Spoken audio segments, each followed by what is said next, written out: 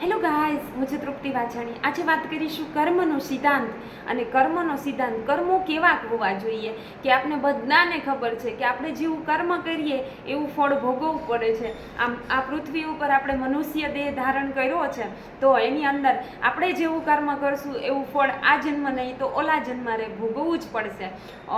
મહાભારતનું યુદ્ધ જ્યારે પૂરું થાય છે અને એની અંદર કૌરવો જ્યારે હારી જાય છે ત્યારે ધૃતરાષ્ટ્ર કૃષ્ણ ભગવાનને પૂછે છે કે હે ભગવાન, હે પુરુષોત્તમ, મેં એવું કોઈ કામ નથી કર્યું કે આ જીવન મને અંધાપો ભોગવવો પડે અને 100 પુત્રનું મૃત્યુમુખ જોવું પડે.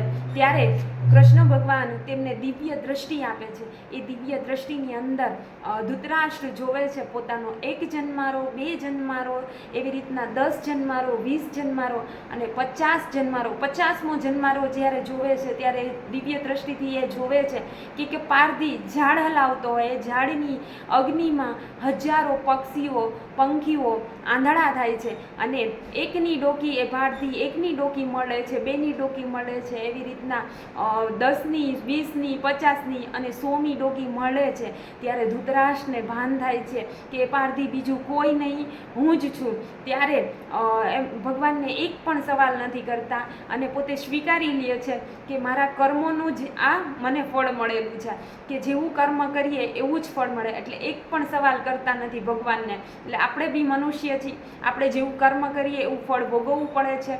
અને હું વાત કરું છું ખેતીની અંદર, તો ખેતીની અંદર આજે આપણે પેસ્ટિસાઇડ દવાથી હજારો જીવોને મારીએ છીએ.